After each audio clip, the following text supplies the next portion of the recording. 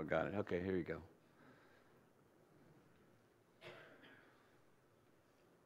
A little event that happened before services started reminded me of an even sillier event, and that was as Margie came in, she was with Dana, I think. I'm not really sure, but anyway, she kept looking at me like there was something wrong, you know, and she tries to get me to turn around, and of course she pointed out to me something Judy should have noticed, but for the I don't know how many times it's happened, but I had my vest turned inside out. So she was pointing it back to me. She's pointing back, saying, you know, the tag was showing. Then it reminded me of the great sock episode that Margie also pointed out to me when I was sitting in my seat, and I had been sorting socks before I came to church, and I somehow got a sock stuck to my vest, and I'm sitting there, you know, big smile on my face, and Margie kind of leaned over and said, "Do you want to have that there?" It was a very polite way of putting it, Margie. So, oh well. So, how is it that life can be so bad last week as far as classes were concerned, and then turn out and start out so great this time? So. Let's see.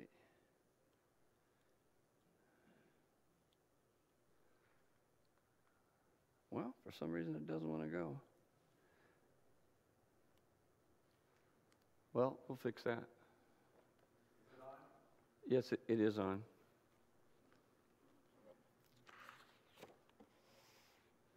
Excuse me while I'm quite happy to stand up there and teach. And that way I can just handle it on my own. Now don't fix it, Carrie, because I'm not going back down there. You usually break it too much. Yeah, that's true. Good point. Huh. There we go. Let's see. All right, now we got it. Just for comfort's sake, I'll stay up here. I think in the studies that we've had when we're talking about the book of Exodus, the one that gets probably the driest is when we start going through all these things related to the tabernacle. And the questions, as you'll note if you took the time to go over the questions on top, you'd notice it gets rather detailed. You know, when you start looking through all these things, you're wondering, you know, does it really matter? And it obviously does, because it teaches us a grand lesson. I'm not sure the details are that important for us, because we don't live under Moses' tabernacle. But it does set us up for some things that are worth our consideration, and that is, a lot of times you will hear people say that certain things in the tabernacle, the furniture and the altars, were things that were represented, especially for the idea that they meant something in the New Testament. And there's nowhere where it really says that, and this is what the temple or the tabernacle was trying to teach about Jesus. But there are certain things I think have become rather obvious, that what was in the tabernacle is used to say certain things about Jesus. In other words, there's the golden lampstand. And so people say, well, that must mean that when Jesus came, that golden lampstand was supplanted by the light that comes from Jesus. Okay, and that's really good, and I think it's very, very interesting. I'm not really sure how all important that is. I mean, we understand this very fundamental principle, and that is the things that are found in the law of Moses as relates to the tabernacle are things which teach us about the way God interacted with the people in Old Testament times. And I think one of the things that I would notice about that would be it's a very physical, and I guess in some ways rather bigger than life. I mean, for instance, we're going to briefly look at the garment that the high priest wore. And, when we make this comparison between what was going on in the Old Testament, one of the things that strikes me is that it's not nearly as spectacular in its presentation. I mean, it obviously is, but in a very spiritual way. Jesus came and he died and was resurrected from our sins, and through that, now we are connected with God, are able to be connected with God. But I can understand in some ways how one of the struggling points for the people of Israel, or the Jews, was that this is not something that really gets me all that excited. And I think we can be a little bit that way sometimes. And there's something about, if something looks holy, it must be holy. If something gives you a sense of spirituality in a kind of physical sort of way, well, then it must be better than what else we do. And I hope that makes sense to you. And I think it's something that strikes me, because I can understand, here comes Jesus, who's not at all like what they expect. And they have to somehow learn to live with this, that despite the great show of the temple and the tabernacle, here's this dying Messiah, who then explodes on the scene with his resurrection. But when you're used to the other things, sometimes you'll hear people say that they may go to a church building where it's very ornate and things are really fancy, and people will say, you get kind of two reactions. You might say, well, I think that's just too superficial for me. Or you might look at it and draw the conclusion that, man, this is really good. It makes me feel holy and special and sanctified when I'm in this incredible room. And so I get this as I was going over these things and realizing that I can see how that would have been something by which they would have found at least relative, very material cause to say, well, this just isn't what we're used to. This isn't as powerful as what it is. Well, in question number 1 there, I say, who was specifically selected to be a priest from Israel? You want to answer that? Aaron and his sons. The two that we really know are Nadab and Abihu, because they messed things up so soundly, and that's recorded over in Leviticus chapter 10, where they both, because they didn't treat things in a very holy and sanctified way, they were actually killed because of that. And that right there, when you see all these things that are so meticulous and what God expected, that makes that become really special to me in terms of understanding, because when you just read the Leviticus 10, let's go ahead and look at that while I've got that on my brain. Leviticus 10, verse 1 and 2, because there's not a whole lot in there that gives you background other than they offered something that was incorrect. Leviticus 10, verse 1, it says, Nadab and Abihu, the sons of Aaron, took their respective fire pans, and after putting fire in them, placed incense on it, and ordered strange fire before the Lord, which he had not commanded them. That's what made it strange. And fire came out from the presence of the Lord and consumed them, and they died before the Lord. Moses then said to Aaron, it is what the Lord spoke, saying, by those who come near me I will be treated as holy, and before all the people I will be honored.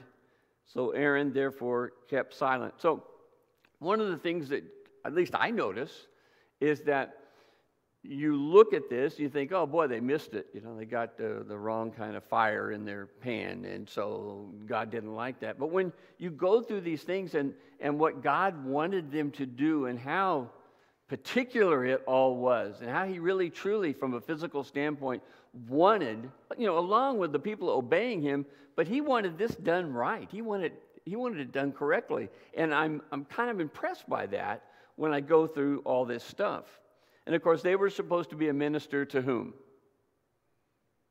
This is one of those ones, when in doubt, answer God. Yeah, God, yeah, thank you. You did it. I just want you to know, Carol, you did say God. I can attest to the fact that you did say that. So, okay, so what would assure that the garments made for Aaron would be holy?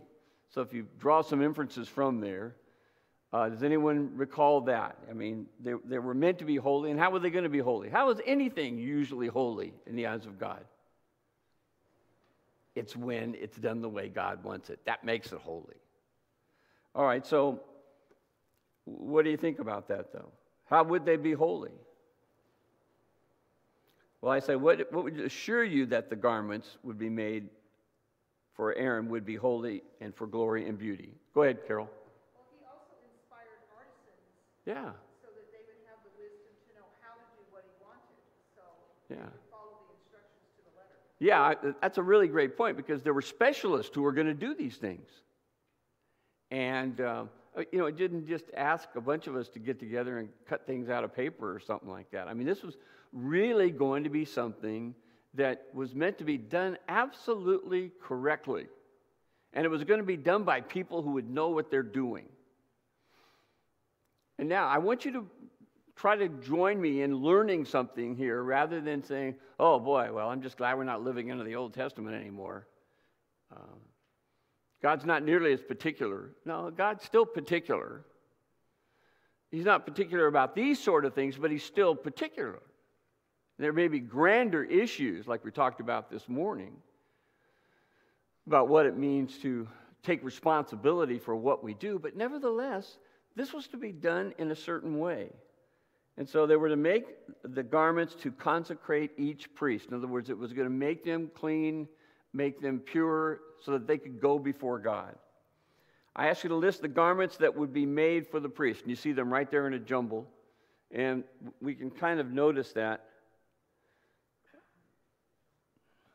We go down here to the picture of the priest. And here is the priest in his garment. And you probably can't read any of that stuff very well unless you did really well on your eye test, because it's pretty blurry. But we'll try to point some things out about it. But there was the breast piece. There was what else? The ephod, the robe, the tunic, the turban, which was the hat, and the sash. All right, all of these things are here, and if you just notice with me from the bottom, there's the person's feet, and then we got the tunic, which is the bottom part of the outfit, undergarment of the outfit. And then there is the robe that the priest wears, and then this beautiful breast piece, and also the ephod. And we're going to notice a couple of things about this, but this is spectacular to me. And if I were in the presence of a high priest under the old law, this would be pretty powerful, I would think. Now, we realize that these were just men, and what made them different from Jesus as high priest? They died, but they also sinned. Okay? And so that was one of the things that obviously separated them from the God who brought us all together through Jesus. But thankfully, these guys, they went through what they were doing, and I'm sure it was one of those things. I mean, down here at the bottom, one of the things you might remember is that there was a way for them to be heard going in and out of the holy place.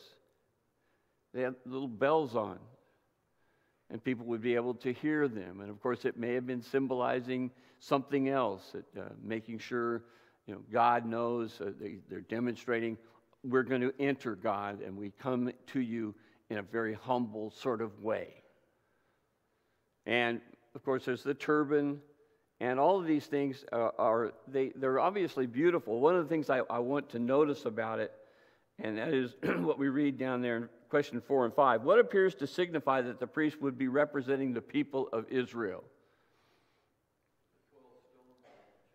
Yeah, the 12 stones in the chest plate was going to have 6 on each side, and on each one would be identified that they're one of the 12 tribes. So that becomes really clear that this is the high priest for God representing the people of Israel. And so that would have great significance, I think, to the people, in remembering.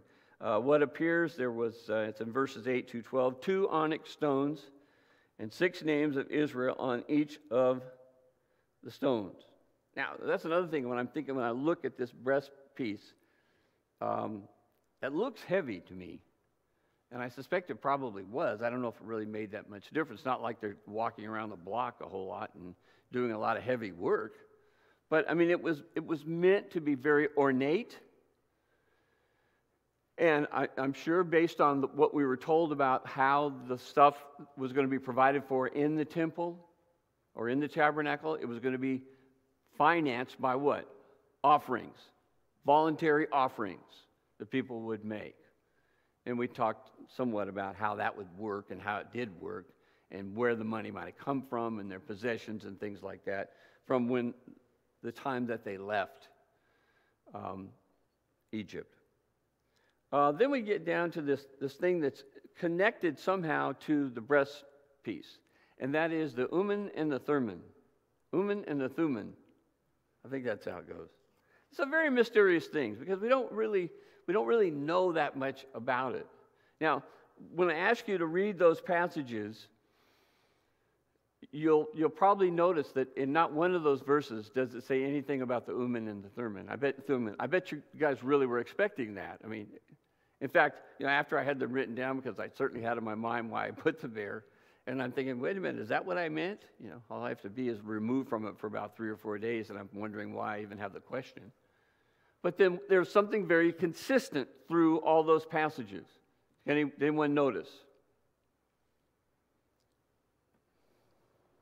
Well, let's just read the first one and see if we can at least find our way along the path. Joshua 9:14. Larry Robbins, would you read that? And then, let's see.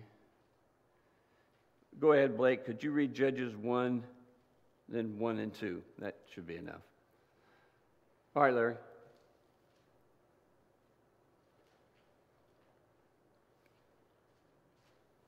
So the men of Israel took some of their provisions, 9:14? Mm-hmm. Yeah, 9:14. Mm-hmm. So the men of Israel took some of their provisions and did not ask for the counsel of the Lord.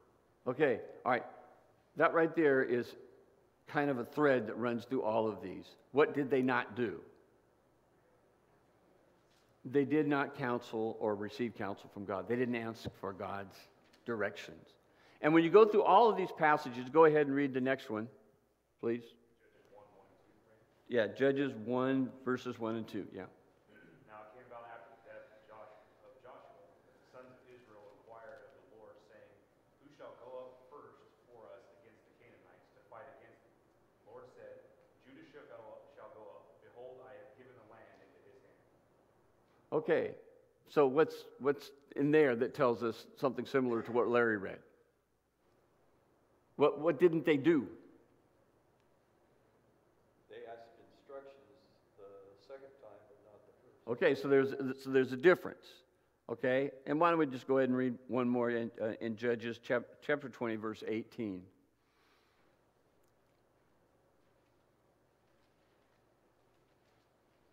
James, you want to read that for me, please? James 20 and verse 18. No, not James. You're going to read it, but Judges 20, verse 18. Then the children of Israel arose and went up to the house of God to inquire of God. They said, Which of us shall go up first to battle against the children of Benjamin? The Lord said, Judah first. Okay, so what happened there? They went up, they inquired of God. Now, something was going to happen, and again, this is all inference. Sooner or later, they were going to not have a leader. They certainly weren't going to have Moses, and that would lead to the coming of Joshua. But what did they have that was special in Moses that Joshua didn't totally fulfill? What did Moses do? What was he for God to the people? He was the spokesman for them. And so when people wanted to know what God thought, Moses would then be the one to tell them.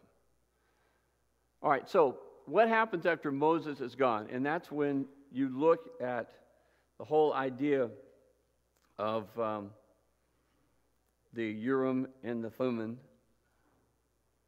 what were those things about? Now, we're not going to take the time to do it, but we could go to passages and we will notice that sometimes those two items are being used, stone-like items in some way. That's what was generally thought.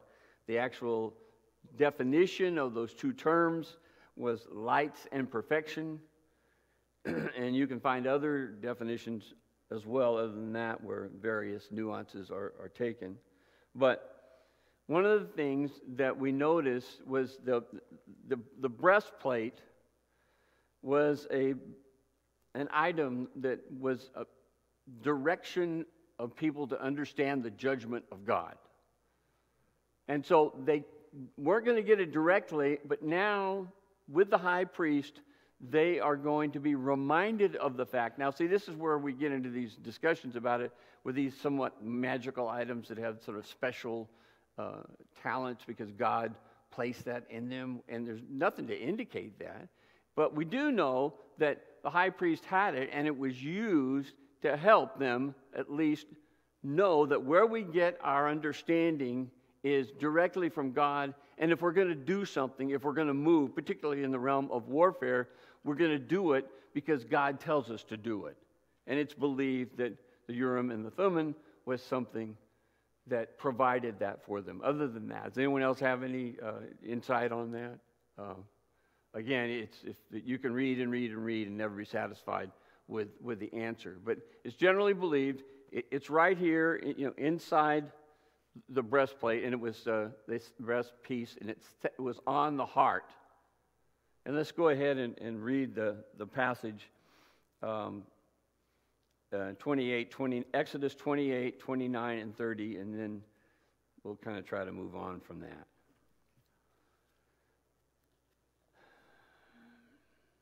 Okay, Dave Ormerod, would you read this for me? 28 and 29.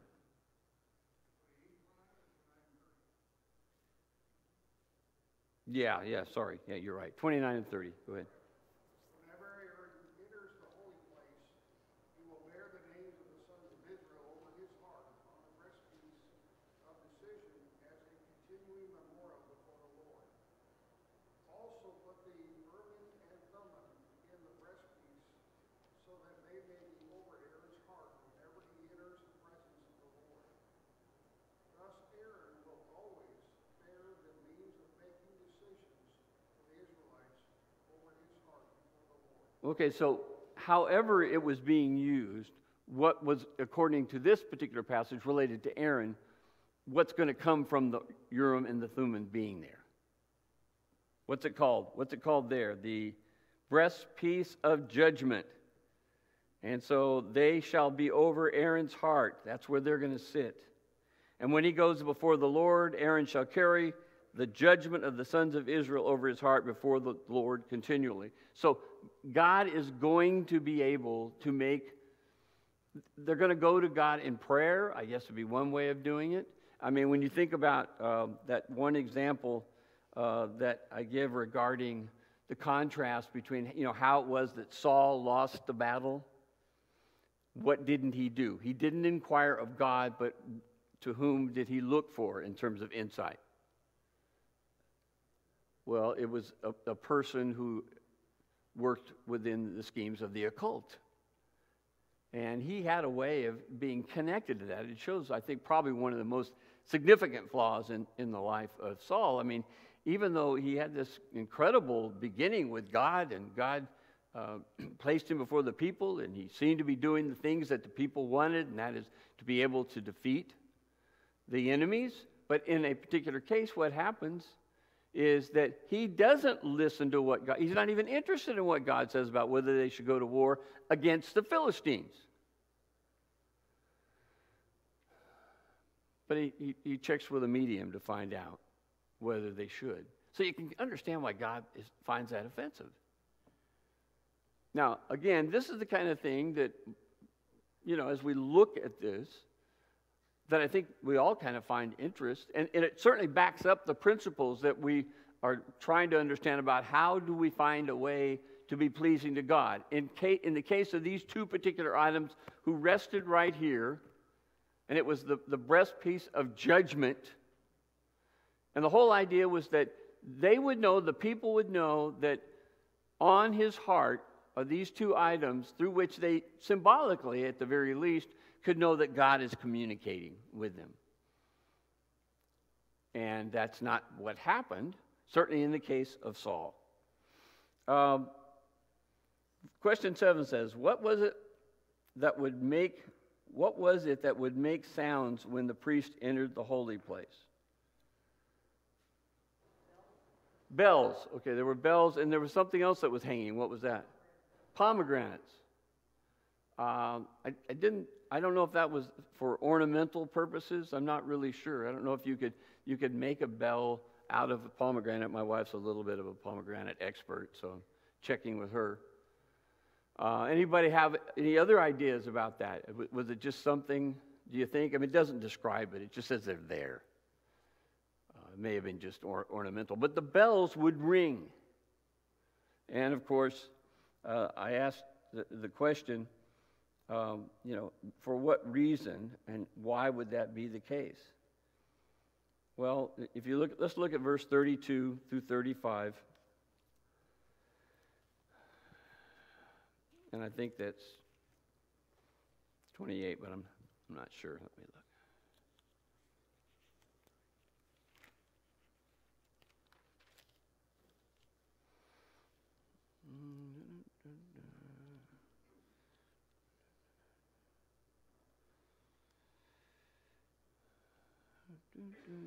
Okay. Question about the bells. He says in verse 33 of chapter 28, you shall make on its hem pomegranates of blue and purple and scarlet material all around on its hem, and bells of gold between them all. So, the pomegranates serve in some sort of ornamental way, it seems to me. A golden bell and a pomegranate, a golden bell and a pomegranate all around on the hem, so you can see them alternate. You also should make a plate of pure gold and shall engrave on it, like the engravements, a seal, holy to the Lord. So the idea of the priest going into the inner parts of the tabernacle, the Holy of Holies, was they were allowed to go in there as long as they went in as demonstrating holiness before God. Now, in this particular instance, there's a lot of ways that one can demonstrate one's holiness, but how would it be demonstrated here? Just think about what's happening. I hope that doesn't sound too technical. It's not meant to be a technical question. Well, I'm just saying, God said, this is the way I want you to do it, and I will be treated holy. And, what would happen if the high priest said, I don't think I'm going to wear the turban, where that was also holy to the Lord was on. I don't think I'm going to wear that. You think God would be pleased with that? I mean, in a sense, could you say, well, what difference does it make? We're very casual about these things, about, what we wear and how we present ourselves to the Lord. It's very different for us than it was certainly for them. And I'm not saying it's not something we shouldn't be somewhat concerned with, maybe more concerned than we are at times. But nevertheless, it was very important for them to have things made the way they were supposed to be made so that God will be holy before them. They're treating God as holy. And the way you treat God as holy is how? By following His directions. And if we don't learn anything from this, that's what we learn. It may be just a little bit, overwhelming in some senses. But I think it's important. Look now at Numbers 27:21 as it relates to, I think we're going back here.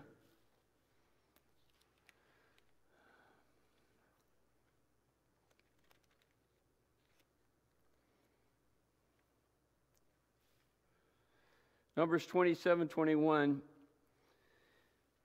This is Eleazar, verse 19. And have him stand before Eleazar. This is when Joshua is being selected and placed in the responsibility of doing the things that Moses was doing. He says, you shall put some of your authority on him in order that the congregation of the sons of Israel may obey him. Moreover, he shall stand before Eleazar the priest, who shall inquire for him what? By the judgment of the Urim before the Lord. Now the Thummim is not mentioned there.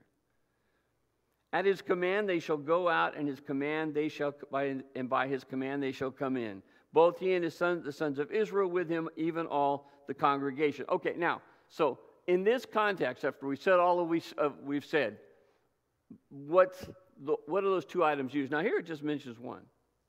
But what are they used for? To make a decision. Thank you, Christina. To make a call. And through what was in this item, they were able to do that. Now, maybe it just was a way to connect symbolically to God, as I've already said. But nevertheless, it was something that what was stated about Joshua, he should use that to make his decision.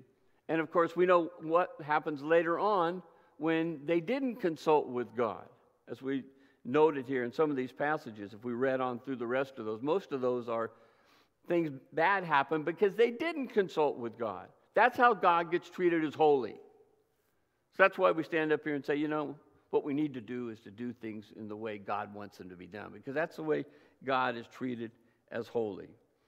Finally, question 10 up there. According to 29:35-7, how long did it take for Moses to prepare the priest for their service? Now, this just sounds... 7 days. So what takes 7 days to do? I mean, that's kind of my reaction to this. And so I went through and I looked and I listed the things. There were to be sacrifices offered of unleavened bread and bulls and rams. The priests were to be purified in water, and then they would have their garments put on, certainly in the case of Aaron, and they would be anointed with oil. The purpose of that was, it was a way they selected people to things. They anointed them with oil, and that made them significant and special because they received that. So over, I'll get you in a second, Jenny. Over that 7-day period, these things were all done. Now, what's your reaction to that in terms of what's happening here? Go ahead, Janine. Go ahead.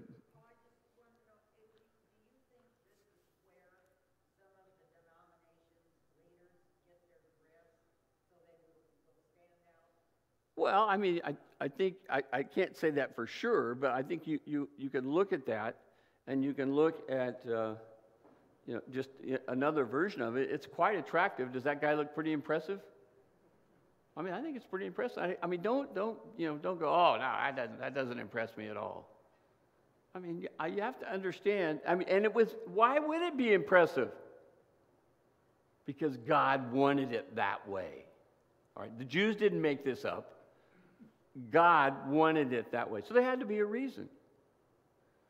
Now, when we start making this comparison, and we'll do that there when we look in those last few questions, what we're going to see is that had to be very, very impressive. But it is compared to what Jesus did, and then how does it turn out? Well, it may still be beautiful, and it could still be impressive, but it doesn't match at all what Jesus accomplished. So we don't have to criticize that and look at that sort of thing. I'm going back to Janine's point. I have no doubt that that's probably true. I think generally speaking, most groups historically have had special clothing for their leaders, to separate them from the rest of the folks. But I mean, there was a reason for that. Why is this supposed to separate him from the rest of the folks? Yeah, because he's what? He's God's high priest. And so for these people, that was to give significance to him. So it's not bad. It's just the way God chose to do it at that time. All right, now, so we're going to quickly, in these next 10 minutes, as we run out of time, we're going to see this comparison now between, you look at what was accomplished by the high priest. So now turn over to Hebrews chapter 9. And that's exactly what the writer of Hebrews does. The writer of Hebrews makes this comparison between what was obviously very impressive from a physical standpoint, but it in no way matched what the Melchizedekian priest, if you will, high priest, who was called by God, Jesus his son, what he accomplished. So in Hebrews 9 and verse 7, Charlie, would you read that, please? Verse 7? Yes, please. But into the second, only the high priest enters once a year, not without taking blood, which he offers for himself and for the sins of the people committed in ignorance. Okay, so this is what happens, and this is talking about the Day of Atonement, the annual high priest going into the Holy of Holies, and there he pushes forward, as we often say, not complete forgiveness, obviously, the forgiveness of sins. And what makes him separate or different from Christ in terms of the quality? This guy's got the clothes, but what's Jesus got? He's got perfection, and he's got the plan of God on his side. Again, let me go back to verse 6. Go ahead and read 6 as well, Charlie. I really left that out. Okay. Now when these things have been so prepared, the priests are continually entering the outer tabernacle, performing the divine worship. Okay, so that's talking about the lower level priest, and they're out there, they're always offering those sacrifices. But only one time does the high priest go into the Holy of Holies. And he goes in there, and what's he carrying? Blood with him, but he's offering sins for whom? For himself and for the people. Now, question number 2 says, how were the priestly activities considered to be symbolic? In verse 9, it says, these things which is a symbol for the present time. In other words, what we're doing now or what people have been doing. And accordingly, both gifts and sacrifices are offered, which cannot make the worshiper perfect in conscience. And the reason why is they're more connected to all the things that they're doing as relates in verse 10. It says, since they relate only to food and drink and various washings, regulations for the body imposed until a time of reformation. And of course, when was that coming? When Christ came. Okay, that was the time of reformation. That's when things are going to get reformed. They're going to be changed.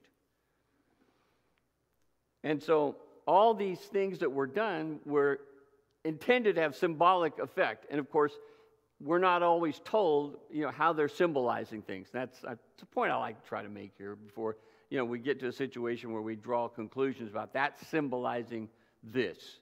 And if we're told that, then I'm good with it. And sometimes it makes sense, and I'm certainly great with that, and I'm sure you would be too. But it says in 9:13-15, how does Christ the high priest compare with the things considered to be symbols? Okay, Carrie, read that for me, please. 9:13-15 of Hebrews. Now, you remember now, it's this that's at the backdrop of what the guy is writing about. He knows how special this is to these people, but what's he trying to help them to see? You got to see deeper than the superficial. You got to go into what things really are when they become meaningful. Go ahead, Carrie.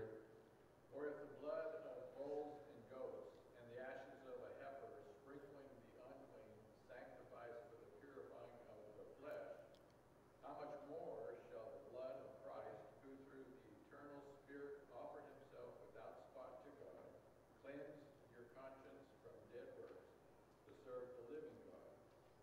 And for this reason he is the mediator of the new covenant by means of death, for the redemption of the transgressions under the first covenant, that those who are called may receive the promise of eternal inheritance.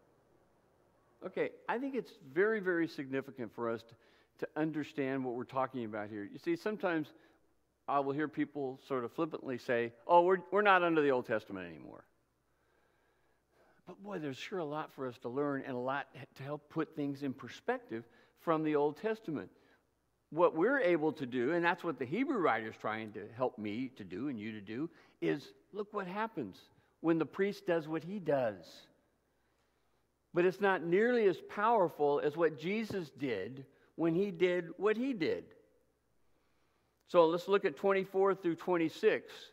Mark Edwards, would you read that? Because in that question, it really shows how was Christ's work superior to the things from Moses. That tells us why we do not live under the law of Moses. That's what this guy is trying to convince people of. You know, most of us don't have the cultural background to where this is a problem for us. You know, because we're sort of, you know, we're kind of raised to look at these things, and we're, you know, that we're taught to, that, yeah, that's pretty showy stuff, and so what can that possibly mean? But, you know, try to look at it like those people were looking at it. Don't be so smug about it. Just understand that this is what Jesus was competing with, and he offers it his assistance in a very powerful way. Go ahead, Mark. Christ did not enter a sanctuary made with human hands that was only a copy of the true one. He entered heaven itself, now to appear for us in God's presence. Nor did he enter heaven to offer himself again and again, the way the high priest enters the most holy place every year with blood that is not his own. Otherwise, Christ would have had to suffer many times since the creation of the world. But he has appeared once for all, at the culmination of the ages, to do away with sin by the sacrifice of himself. So when someone was told and taught, you know, you need to connect with Christ. You need to be baptized into Christ. Not into some church, to be baptized into Christ. That's what they needed to know, because it's through Christ, who is the ultimate high priest. That's where you are going to find salvation. And so look at this incredible stuff that he is able to accomplish. The Old Testament tabernacle was just a mere copy of the true one. Christ entering heaven, which is the ultimate holy place. And how can that match that? So there's the general look of the tabernacle. It's made, remember, it was built to do what? Worship God, provide worship for the priest. But did they keep it all in the same place? Did someone say, hey, this is a really great spot here, let's just stay here? Yeah, it was a mobile home. So they had everything had rings in them so they could carry it around. Here's the altar of incense. If you'll notice here, it says a piece of furniture, it stood by the veil which separated the holy place from the holiest of holies. This altar was for one purpose only, to burn incense and not sacrifice.